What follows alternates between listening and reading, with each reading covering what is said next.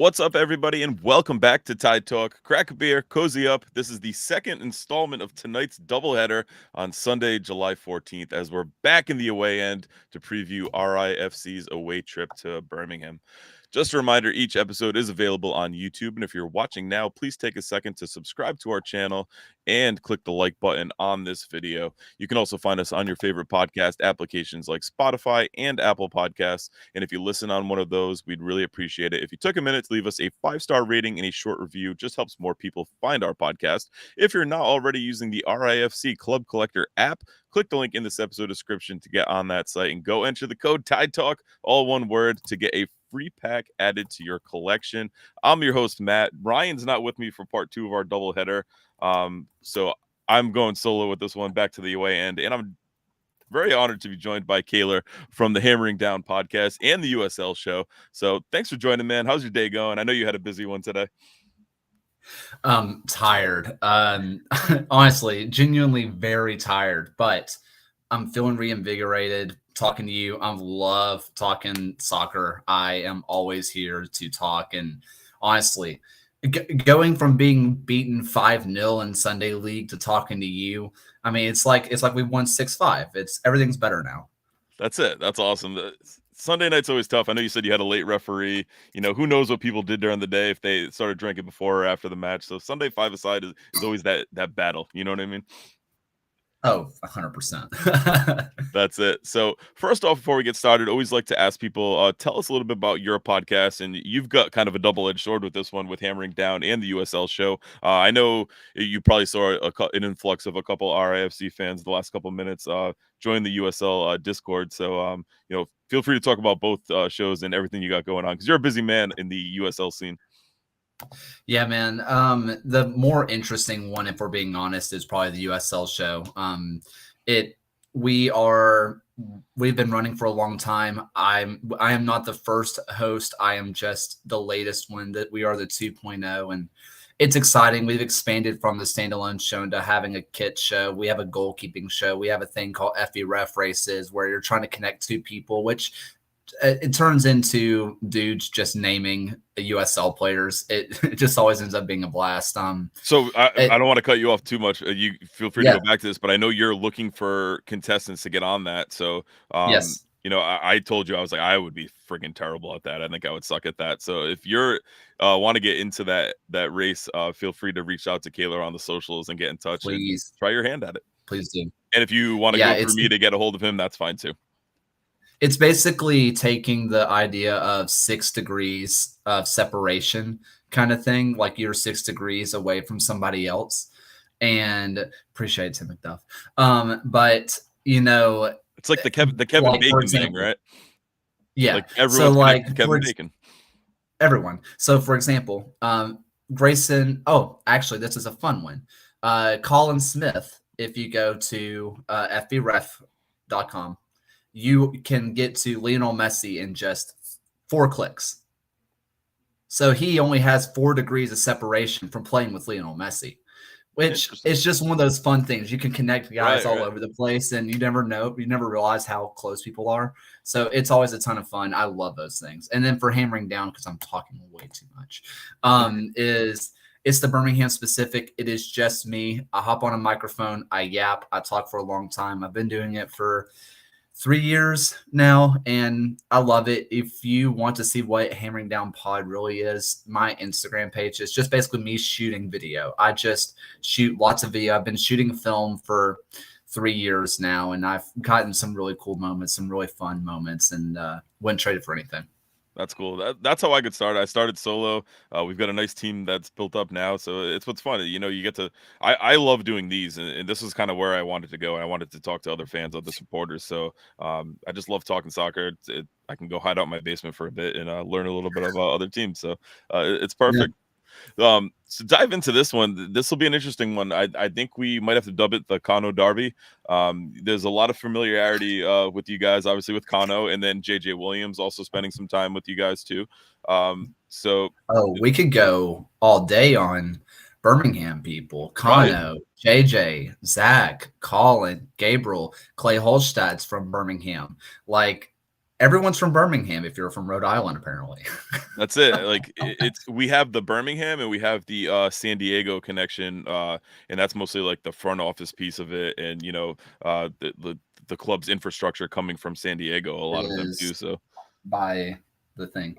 you're Sorry. no, you're good. You're good. My normal co-host Ryan's in the chat. Ryan, thank you for tuning in. It's cool to see you on the other side. So we'll get some questions and we'll get some takes on the throughout the show in the chat. It is live, so if you're tuning in for the first time, just know you can drop any questions or comments you have, and we'll get them on there. Tyler said he's very interested in this episode because of all the Birmingham connections. So that is perfect. That is good to see and a good segue into things as well. So thank you, everyone who hopped into the chat. Tell us a little bit about your season so far and how things have been going for the Legion. Man, it's hard because this is going to be a precursor to a later question, so I don't want to overstep too far. Sure. But I think that this is the best coaching job Tommy Sohn has ever done because of the lack of what he's had to work with. I think that it's going to be I think what we've had is you see sparks, you see players that are stunningly good players who have stepped up, players who have changed. I think that this is a season where fans are frustrated because we're legitimately one piece away from being, I think, legitimately home playoff contenders. Title contenders is a stretch, but hosting that home playoff game, which, if you can get that, you can make a run. I think that we're one piece away, and I think because of that, it's ended up being a very frustrating season for fans because you see how close it is. Right. Spot on. It's always good to see that progression. So you see some players grow into stuff, but it's always like, well, if we had one more, and we just got off about an hour ago, finishing our match recap from last night's win. And, we talked a lot about JJ Williams and how he's really unlocking things. And, for us, because of his ability to throw himself into a challenge, and he's just a workhorse. He's a fucking unit. Like, he is a massive man. Yes. And you don't understand how big he is until you get next to him.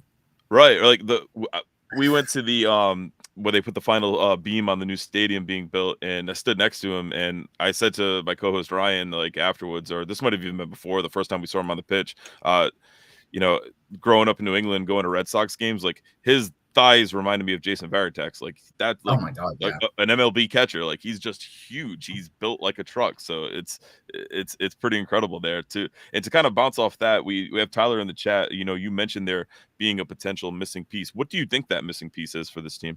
A number 9, straight up a striker. We signed one in the offseason. He got hurt 60 minutes into the first game, and we haven't seen him since. Oh, that's tough. There was a lot of, I don't think it's a secret. I'm not going to come out here and just be like, oh, I'm blowing the doors off the place. It's no secret that Albert Dikwa, he had 2 contracts on the table, Birmingham and Rhode Island. He chose Rhode Island. But Birmingham was really banking on the Dikwa signing. And it was the finalist. And when Dikwa fell through because he went to Rhode Island and has been playing very well as of late, it didn't feel like there was a backup plan because Juan Agudelo goes elsewhere. Nico Brett goes elsewhere. They bring in Mohamed Boyatore, and he got hurt in the very first game of the season. And so having a proper out-and-out number 9 has been kind of killing this team because it's kind of the spine. We don't have a true 10. We don't have a true 6. We don't have a true 9. So if you're thinking about the spine of the team, You're thinking, well, that's 3 players. But we have players that can fit each of those positions. Someone asked in the chat about Enzo Martinez. The issue with Enzo is that he's being asked to play all 3 positions at the same exact time. So he's kind of expected to go from the 6, win the ball back, move it forward, pass it, be that number 8, 10, play to somebody else, and then he'll make that run to be that number 10. And it's asking a lot. It's a lot of running. It's a lot of running, which he can do because he's a freak of nature. But and that was Matt saying, how worried should we be about Enzo Martinez? And Yeah. I mean, the thing is like if you have a proper number 9, I think that Enzo is you don't have to worry about him anymore because you have Kobe Hernandez Foster. I think if you get that number 9, that striker, you're fine. Enzo is someone who this is where I have to be honest. I hated Enzo Martinez when he played for Charlotte. If you have not watched him, he is the most infuriating person to watch. He doesn't go down easy. I don't like the thing of he flops. He's not a flopper. The thing is when he goes down, he is instantly talking to the ref. So like he doesn't go down easy. It's just when he goes down, he's immediately talking to the ref, and it gets so annoying. And if you have guys who have not played against Enzo before, it's instant game on the head, Hauser, if you will, that you don't expect that. I also think the counterbalance with how this is working with this team, you have 5 people who have intimately worked with Enzo on this Rhode Island team that can tell you it's Enzo. And for Enzo lets things get to him, he really doesn't let things get to him. That's one of the things. Things don't really bother Enzo that much. The thing is that he has this connection with the refs that he knows how to work them. If you have a guy on your team that can work a ref and really just like get them on your side, that's something that Enzo's really good at because he doesn't curse them out. He doesn't tell them that they suck. He's just telling them that was a foul because of this. And the ref was like, I didn't see that. But guess what? He's looking for it next time. sure, He gets the call he's instantly. putting the bug in the air. Yeah, like that's something he's so good at. And it's so frustrating if you're on the other side of it. I can definitely understand that. Moving on, one segment that we do here on Tide Talk is called The Good, the Bad, and the Ugly. So if you could take a minute and give us a good moment from the season so far, a bad moment, and an ugly moment from the season so far. I've really thought a lot about this, and it's kind of hard, to Okay. be honest. Feel free to do it in good. any order that works for you. Yeah, the good has been Ramiz Hamuda, who is a guy. He's just turned 16 years old. He was 15 when we signed him, and he's been playing a lot for us. He's a real deal future sell on, going to be worth a lot of money. He's starting center back for the U.S. Youth national team. He plays left back for us, and seeing him play has been really cool. Bad has been honestly just lack of results at home. I think that a lot of fans have gotten frustrated. Despite how it looks on TV, there have been good draws at home, like 5,000 to 6,000 fans every night. So like it looks good.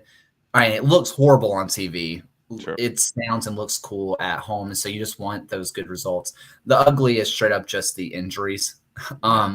Like we are so hurt, and it's led to a lot of issues. Got it. Kind of going back to the Enzo talk. Thank you for sharing that. Matt Hand said Enzo said he wants to buy all the refs who have had him ref a beer after he retires. So interesting that he came out and said that. Yeah, he's very cool with it. Like whenever the game's over, he'll go up to the refs and he'll talk for hours, and like he'll talk to the refs forever, and they're laughing and joking. Like they have a great relationship, which is part of the reason why they let him get in his ear, like get in their ear all the time, is because the refs are cool with him. Got it. And then Ryan added in, we need to manage the refs better. We tend to run into a lot of yellow cards, and we've seen a few red so far this season. So that's one thing. Yeah. We picked up a few for dissent last match out. So, just managing the discipline and hopefully being a little bit better with that. But let's move on to our next segment, which is another one that we do here on Tide Talk, the 3-word review. So to kind of put a pin in your season so far, if you could sum up your season in 3 words, what would you go with? It's more the 3 words, I think, is the beginning of a sentence, if that makes sense. And it's just the beginning, if we're healthy. Yeah. That speaks volumes. I mean, just for people who don't know, I'm going to tell you all the goalkeepers we have had play this year. We've had Matt Van Oekel, Fernando Delgado, We have had Jaden Daniel, Owen Jack, and now Trevor Spangenberg. We have had 5 goalkeepers appear in net. That's crazy. Our two holding midfielders, Matthew Corcoran, who is supposed to be our starting player. He's 17 years old, just turned 18. Supposed to sell him for a lot of money. He got a lot of interest in Europe. Got injured right before the season started. Our other holding midfielder, Mikey Lopez, in the middle of training, tore his Achilles, out for the whole season. So 2 holding midfielders down. We've had winger issues. It is like guys like let's see, Mohamed Boyatore, our only striker, has been out with injury. Tyler Pasher was injured in this most recent match. Stefano Pino has been out at times with injury this year. And I will say, like, our medical staff has been phenomenal. We went 3 years without any injuries. We had maybe a couple of guys get a knock or two, but they were only out for a couple of games. It all caught up this year, and it all happened at once. And we're not as injured as a team like San Antonio. Like, we're not that decimated, but it's just kind of the key areas, like your holding mids, your goalkeepers. It's just tough luck. And if we were healthy, it feels like a team that would be sitting more of 4th and like 3rd or 4th as opposed to 5th through 7th. Right, and the injuries obviously definitely goes back to what you said earlier too about, you can see that you're missing that piece, and injuries play a big role in that and affect it. And to be in an area so important as the spine and goalkeeper is really tough. So the fact that you guys are as high up the table as you are is a testament of, like you said, the coaching job that's going on and how well all of that's going. You alluded to it a little bit earlier about the stadium, and Tyler says tough playing in a 40,000 seater. But you talked a little bit about the atmosphere, but take me through game day. What's the tailgate like? What's the atmosphere like? Chanting, drumming, like what's the vibe? Yeah. So we have, first off, the tailgating spot I think is pretty cool. It is above the stadium, not in the stadium, but like it's in a road above, so you can look in on the stadium, and it's at a futsal court. So you can go play futsal the entire day. They have it's a giant just party on the street. It's a good time. They always have the biggest supporters group, which we have 2 of them, Magic City Brigade and Puente 12, or Puente 12, sorry.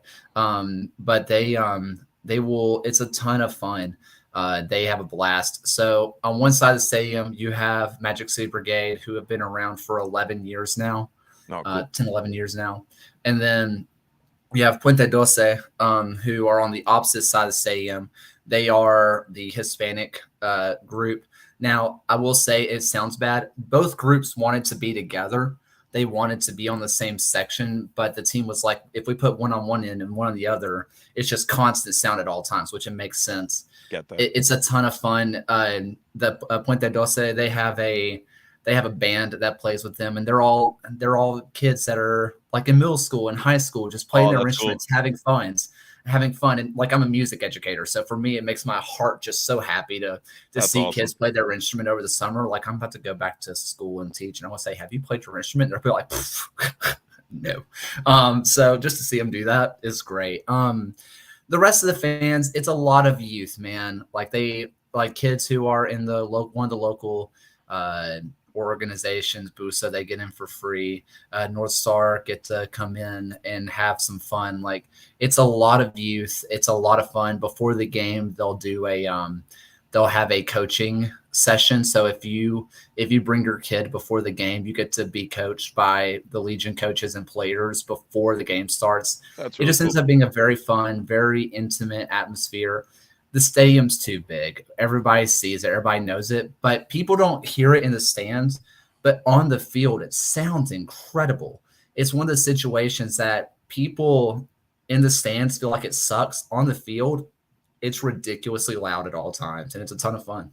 That's cool. As an educator myself, please enjoy the rest of your summer. I know it goes by too quick. I'm a PE teacher, so I feel the pain. I know we're up against it on the days. Kind of a sidebar question for you. You mentioned with all the youth support, how I've spoken a lot about this on this episode in our supporters group Discord, but I feel like the USL is kind of pinching young support with these late start times and it kind of excluding some of the younger fans that you could get in. How do you feel about that?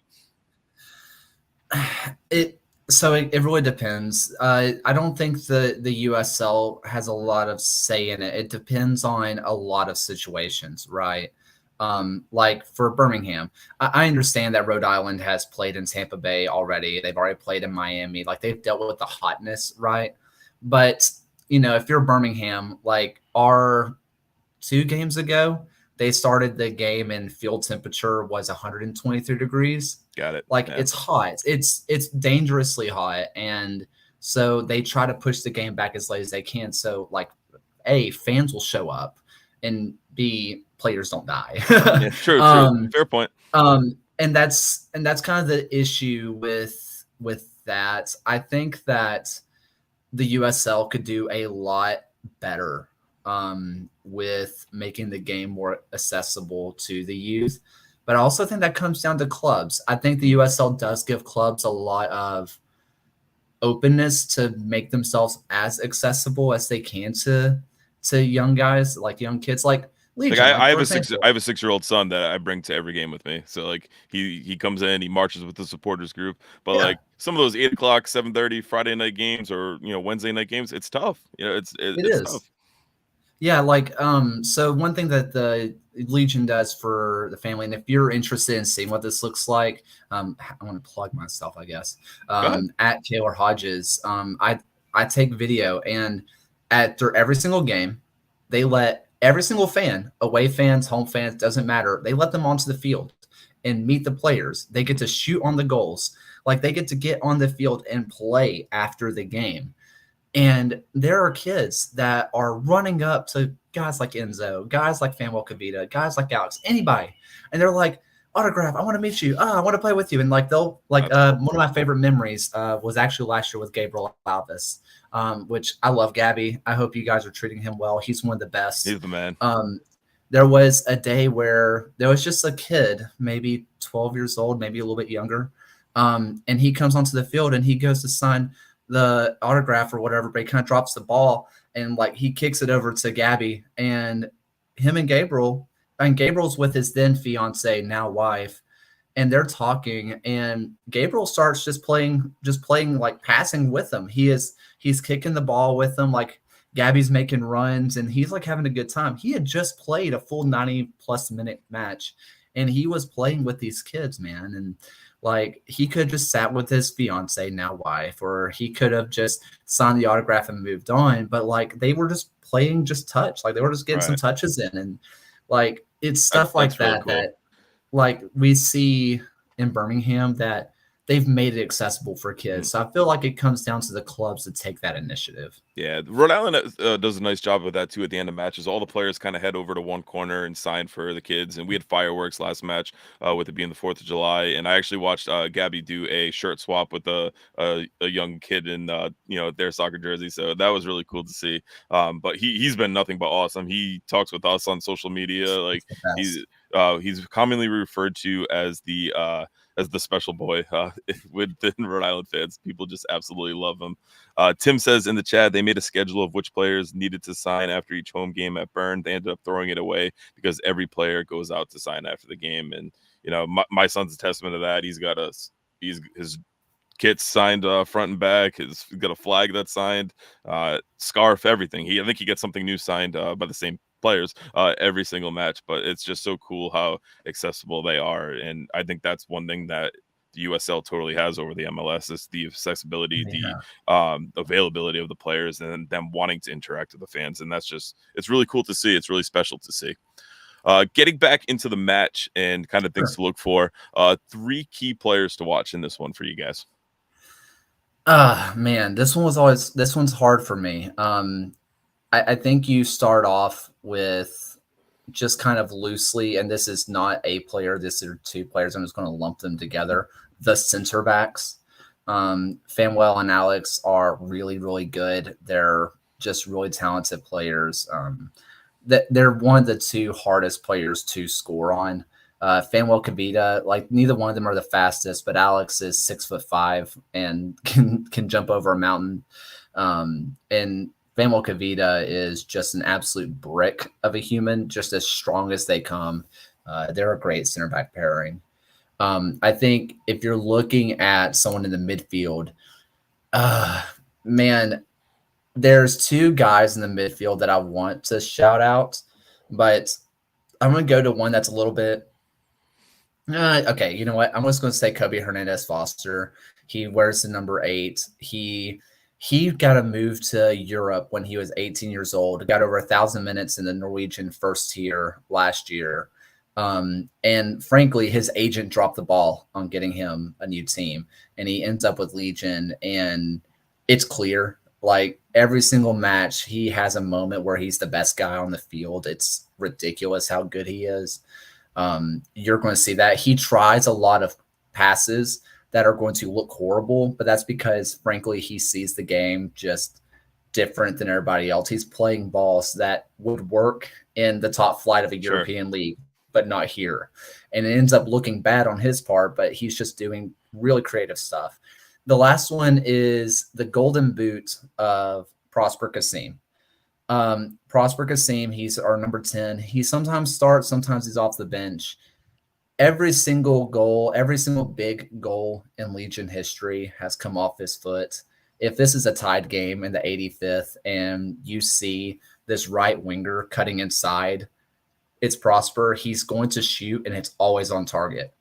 Like, he always puts it on frame. He's going to force, whether it be Jackson Lee or Coque Vegas, whomever it is, he's going to force them to make a save. And that's what happened in our last game against Colorado Springs. He forced Christian Herrera to make a save. He went to parry it away. It landed right to Pino. That's just kind of what happens when Prosper's on the pitch. There's other guys that are really talented, but I think those are the 3 and 4 that you should really look at. Gotcha. And I know you mentioned, he might come off the bench or what it might be, but our guy Nate always asks, who's your super subs? And I know that's dependent on lineup, dependent on who starts, but somebody who has been coming off the bench maybe of late that has had a big impact on matches. Yeah, Prosper Kasim or Tabor Teka Preston. Those two are going to be the ones who likely come in and out for each other. Tabor Teka Preston, he's our number 23. Fast as lightning, can't get the ball off his foot. He's a super technical player. The issue with Preston is that he's 35 yards out. He's going to try to shoot. Sometimes he'll go for a cross when he should shoot, or he'll like go for a pass when he should shoot. He likes to line one up from 40, skies it over the bar. You never know what you're getting out of him, which is kind of why he's terrifying for a defense, because it's like, what is he doing? None of this makes sense. You can't get the ball off him. He's just really talented in that sense. Same thing for Prosper Kasim, though. Like, everybody knows that he only has a left foot. If he had a right foot, he would be playing in MLS or in a top European league. Unfortunately, his right foot might as well be chopped off. Does not matter. But if he gets it on his left, he's taking the shot, and it's going to be pin perfect. Those are going to be your super subs. Gotcha. Thank you for that. Keys to the game. So look at this in 2 different aspects. For Birmingham to win, what needs to happen? And then part 2 would be for Rhode Island to win, what went wrong from a Birmingham perspective? For Rhode Island to win, I think that it's going to come down to how does Legion handle what Rhode Island does, right? Are they going to handle the press? Are they going to handle the 1-2 pass and then long ball over the top? Is Legion going to be able to handle that? I think that long ball that we've seen that, Dequa gets onto the end of, he holds it up, plays it to JJ, or the other way around. JJ gets his head on it because he's a mammoth of a human and plays it onto Dequa or whoever else, Yabara, whoever is playing that day. I think that long ball is going to be an issue. I think that the speed of Legion's backline is going to be exploited by this Rhode Island team, especially down the wings. If things go right for Legion, though, which I do think they can go well for Legion, I think that it's going to come with Stefano Pino, and I think it's going to come from Jake Roof. Jake Roof is he's a former Alabama Gatorade Player of the Year back in high school. He was a winger. Then he goes to college and becomes a right back. Then he comes to Legion where he becomes a center back. Now he's playing right midfield. And he is stunningly good. He is incredible. Hard challenges. He'll make the pass. He's not a technical player. He looks awkward on the ball, but he makes the right plays. I think that if Jake Roof can really get the ball one, and I think that if somebody can get the ball onto stop. Oh my gosh, Stefano Pino can't talk. I think it's going to be a good day for Legion. Pino is a guy who he wins every header he's ever gone for. It's weird. He's not that tall, but he's going to out jump everybody. The issue is he going to put it on frame? I think that if Legion are going to win, it's going to come off those two guys' backs. Gotcha. Kind of crunching some stats and looking at it before we get into the score prediction. So giving people time to get it in there. You kind of mentioned it. You guys don't score a lot of goals. You're at 20. It's a -4 goal differential. So we have 7 more goals on the season. We've given up 4 more than you guys as well, though. So I think goals could be tight in this one. I think set pieces for both teams would be a strength or potential area of scoring. So I think that could be very tight. But our guy Evan in the chat did a little bit of research, gave me some stats beforehand, and your lack of goals is not from a lack of trying. In the last 10 matches, you've only been outshot 4 times, but you've had matches with 19 shots on goal, 22 shots, not on goal, sorry, 19 total shots, 22 total shots, 15, 17, 12, 13, like a lot of double-digit shot totals for this team. Is it that lack of the true number 9? Is it not quality shots? And honestly, they're quality. The issue is that from the area they're coming in, a lot of our shots are coming from these wing areas where defenses and goalkeepers can kind of eliminate a lot of stuff. It just comes from these wide areas where you're kind of expecting a cross, like a cutback, and there's no number 9 to cut the ball back to. And so the wingers having to take the shot themselves, and it ends up just wide, ends up just higher, right into the goalkeeper's hands. I think it really does come down to that number 9. But unlike previous Legion years, somebody mentions Kano. One difference from when Kano was here to when he left, and I'm not saying this is Kano's fault, but I think this is a difference between the two teams from when Kano was here to when he left, is that Legion before had these players where they could really tiki-taka, like work your way into the box. Like they would play 5-a-side in your team's box and not shoot a single time. Like they would hold the ball in your box for 2-3 minutes at a time, just dribbling around you. And you're like, oh God, we're all exhausted. Our legs are tired. When are they going to shoot? They won't. They weren't going to. That was the secret. And now with this team, like I mentioned with Preston, if he has a opening of 3 yards and he is 45 yards away from goal, he's shooting. He's going to try it. And most of the time it ends up being closer than you think it will. And you're like, I guess keep doing it, but also stop. Right. He's like, okay, I'm just going to bring it to you guys. It's kind of like watching Clay Holstad. If Clay Holstad could not put it like Preston ends up a little bit wider. Holstad just hits the woodwork every single time. It's just a little bit worse of a Holstad. Okay. All right. So like my co-host Ryan and I, like we kind of go back and forth. Like I always call for more distance shots. And then the last home match, I don't know if it was Clay that actually took the shot, but I was like, all right, cool. Like I want to see that. And Ryan's like, no, because it was from distance, but you can't score those bangers from deep if you don't take them. Right. Yeah. How else do you end up on SportsCenter? Nowhere else. Right. Top bin Clay. Also, go ahead. Clay, man, we've talked about this on the USL show, and I remember seeing it when he played at Oak Mountain, which is a local high school in Birmingham. There is nobody in the USL that strikes a ball cleaner than Clay Holstad. Not a single person that can catch a ball cleaner than him. It is unbelievable. The first 2 times that he hit the post against New Mexico, when I thought he had the opening goal in Rhode Island history, he did it twice, and I was like, he can't keep doing this. And he did it 7 more times. Yep. I was like, what is this guy doing? And I remember him doing it in high school too.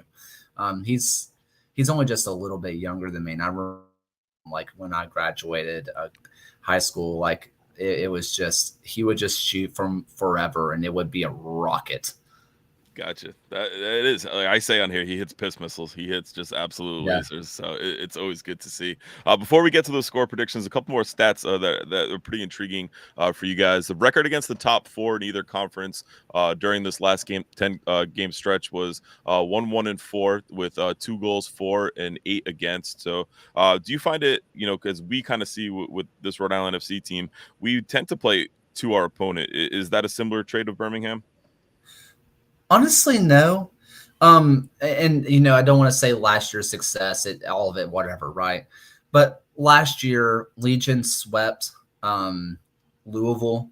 They swept Tampa Bay in 3 matches. There was another team that we did really, really well again. It wasn't Charleston. Anyway, and this is mostly the same team that they brought in. I think what's happened this year, like I kind of mentioned, is just injuries, man. Like it just comes down to this team isn't healthy. And if we were, I think that we would stack up against those teams a bit more.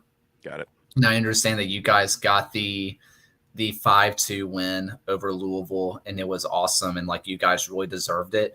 But you guys also got the shellacking end of Tampa Bay of like when they really turn it on and they turn the screw and they say you're not going to win. You're kind of helpless. Right. And that's kind of happened a few times this year with Legion against those top teams of their top players were healthy and they were on the pitch and they said, we lost to you last year twice. We're not doing it again. And it just kind of was what it was.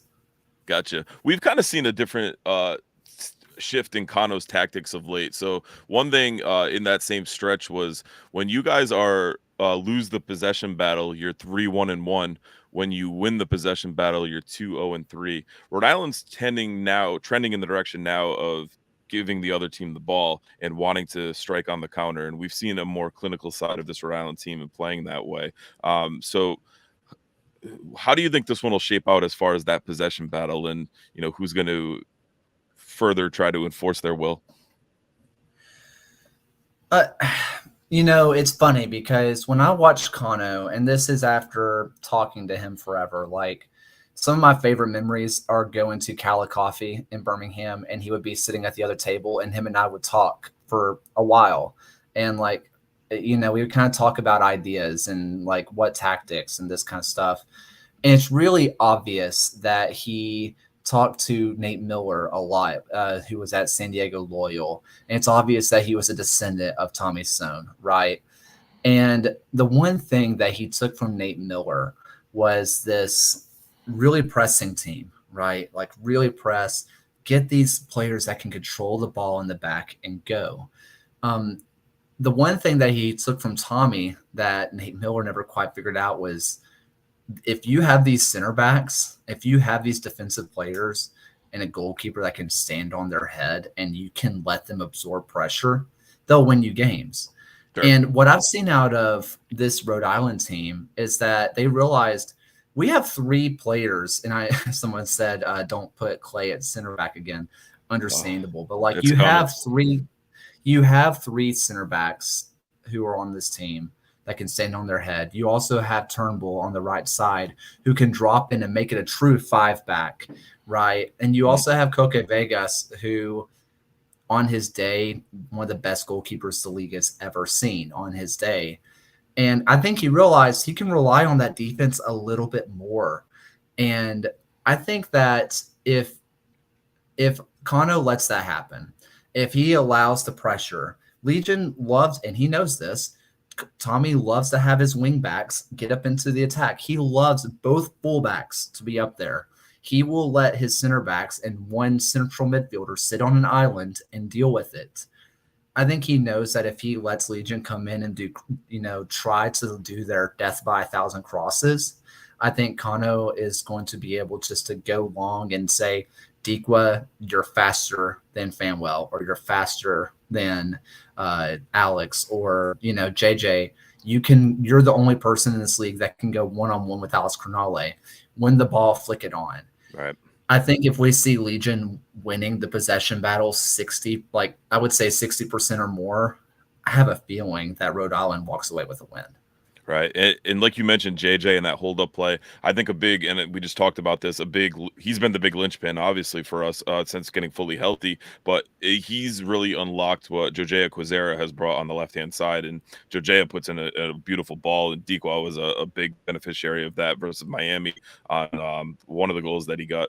But, Chico is gonna stay hot for us, and the goals will keep coming. So I think a big part of that is him and JJ learning how to play together. We didn't have JJ at the start of the season with the sports hernia injury and coming back. So this kind of rise to health, we're getting healthy at the right time. I know Yeah. you talked about you struggling with health, but we're getting healthy at the right time, and it's paying dividends. And now we're starting to see goals, and we do make some boneheaded defensive lackadaisical mistakes, but I think that's still.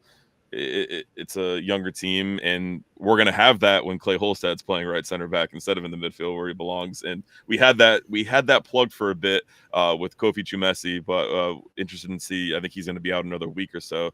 But we had Stoneman come back, and he could be a potential to slot back in. He's featured in the last 2 matches, so will he get a start now on a short turnaround, and could that help slide Clay into the midfield? So interesting to see how things will shake up with our lineup, and what style will be played. I'm going to take full credit for JJ, by the way. One of the conversations I had with Kano is when we still had JJ, and I said, I think JJ playing more central midfield and letting him play like you saw a Christian Benteke do at his end of his time at Palace, of win the ball in the air, come down with it, possess it, and then play it on to someone else. Right. Like, you don't have to have him be the lumping striker that you just kind of float the ball into. Let him be this late runner who can win the ball, start the possession, let him make a run at the top of the box, and let him score that way. I told him, I was like, I think that's the way to do it. And he was like, yeah, maybe. Hey, guess what's doing it for Rhode Island now? That's exactly what happened on one of Chico's goals last night. It was a long ball played in. He one-touched it to Noah Fuzan, who one-touched it to Quizera, who brought it to the byline, crossed it in, and Chico poached straight in the box. So that's exactly what you said. That was exactly how it went down, how it was drawn up. So let's get to some of these score predictions in the chat, and then we'll end it with ours. Matt Hands has a 1-1 draw. Tyler's got a 1-1 draw. Evan's crazy, and he's going to be going crazier that you mentioned Palace because he's a Palace fan. He's got a 4-4. That's going to be a lot of goals. You're a Palace fan as well? Yep. All right. Sure am. We've got. I love Eze. I'm a Tottenham fan. I hope he comes to us this year. But we've got Jason with a 2-2. We've got Sarah with a 2-2. Andrew Quadros 2-1 Rhode Island. Nate's got 2-1 Rhode Island. We have a lot of top bins Clay comments. Those always come out. Yeah, for sure. And Tyler says homecoming game for Clay. I'm sure he'll be shooting. Hopefully he scores a banger. We'd love to see that. And let's see. Well, we're figuring out how to score early this year. Our defense earned us a lot of 1-1, 0-0 draws. So going back to that comment as well. But Scott, our friend in Wales, who's up very late right now, has a 2-2 with a draw Kings return. I'll kick it to you first. What do you got for your score prediction, Kaylor? Man, this is hard. I believe in what this Legion team can do.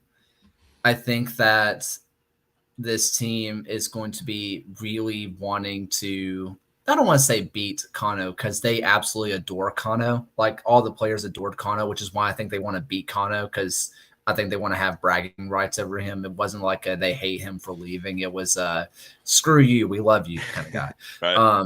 So I think they're going to be really fired up over it. My heart is telling me 2-1 Rhode Island. I just trust what Rhode Island has going forward.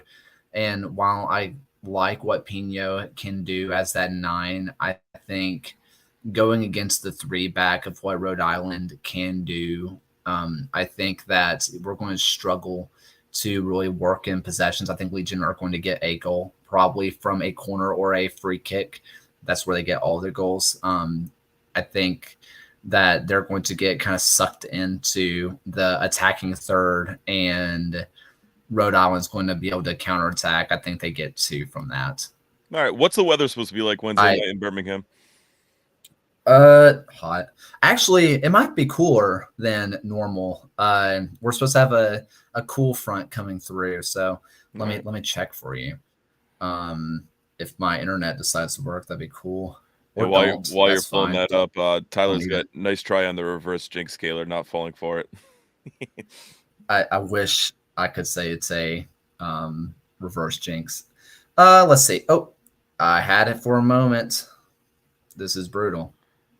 Okay. Wednesday is supposed to be not too bad. It's only supposed to be 102 around kickoff, which is cooler than the rest of the week. It's honestly not too bad. No, there you go. We're in the high 90s all week in Rhode Island too, so not much relief. At least the training will be in the heat as well to get it ready for it and that nasty humidity. I've gone back and forth on my prediction on this one a lot. I had 2-2 originally. I kind of looked at some of the stats that Evan gave me, some of the stats on the table, and kind of some of what you said with the scoring goals and kind of the way players match up.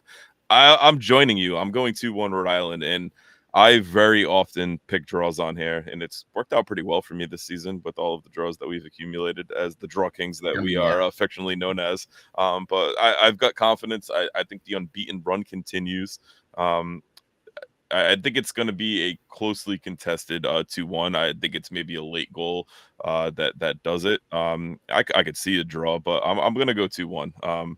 That's what I'm going to go with. I'm going to stick with it. And like I said, I'm not always that guy to predict that win. So we'll see. We'll see what happens there.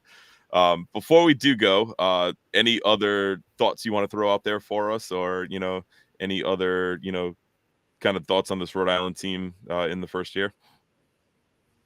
Man, I like what Rhode Island has done. The very first game, the poll was really funny, right? Like the New Mexico, everybody kind of saw the picture of the poll. That one photo from the USL show, I hate that was me that tweeted it, because it ended up being more of the conversation than I wanted to be, because Rhode Island's fans are awesome. And I think that showed. I love what Rhode Island's doing.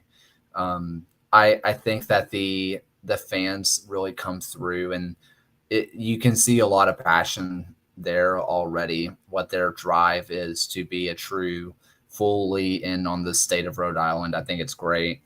The players are likable, man. And, you guys loving guys like Gabriel. Gabby's the best. You guys haven't known him very long, but Zach Harivo is he's one of the best central midfielders if he's healthy in the league. He is better than everyone in central midfielder if he's healthy. There's just a lot of guys that are really likable. I love Spencer Turnbull.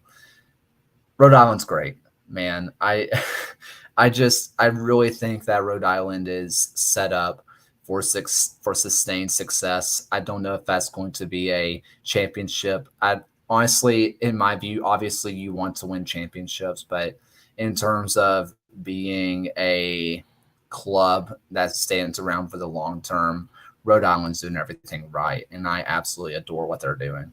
That's awesome. And I think that's something that's only going to get better when we move into the new stadium. New facilities, it will help attract more talent. So definitely appreciate you telling us all that. But thank you again for joining. Before you do sign off, just tell everyone again where they can find you on the socials, where they can find the podcast, the USL show, all that good stuff. Yeah, at Kaylor Hodges on Twitter, X, whatever it is, whatever you want to call it. All my videos are. I can't force myself to do it.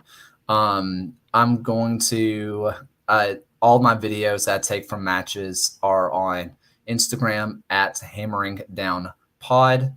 If you check out Hammering Down, that's where all that is. I just uploaded a video, or podcast on a little bit on Rhode Island, a kind of a preview. I had to kind of do it quick because we have a lot of content.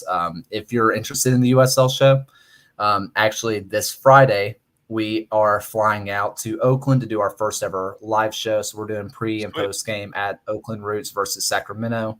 We're going to be on the field doing the whole thing. So that Saturday before, we're doing a live show of just kind of reacting to matches and talking about all that stuff. And then Sunday pre and post game of Oakland versus Sacramento, we're going to be boots on ground. So if you want to get some background of what was my flight like? Probably going to suck. And like what's Oakland like and all that kind of, and what goes into a live show and doing it on the ground and all that kind of stuff. Check it out there. Awesome. Appreciate that. So make sure you guys go follow Kaylor on the socials. Go check out the USL show. Go check out the Hairman Down podcast. Just awesome, awesome content. Kaylor, thanks again for taking some time out. Hopefully you get some food and get some rest after your 5-a-side game. Appreciate it, Matt. Really appreciate it. All right, guys, that'll wrap things up for this one. Remember, Tide Talk is more than just a podcast. You can find us on Twitter, Instagram, and Facebook for daily social media content. Click that link in this episode description and follow all of our accounts. I'm your host, Matt, for our guest, Kaylor. Thanks again for joining. We'll see you next time. And as always, up the tide.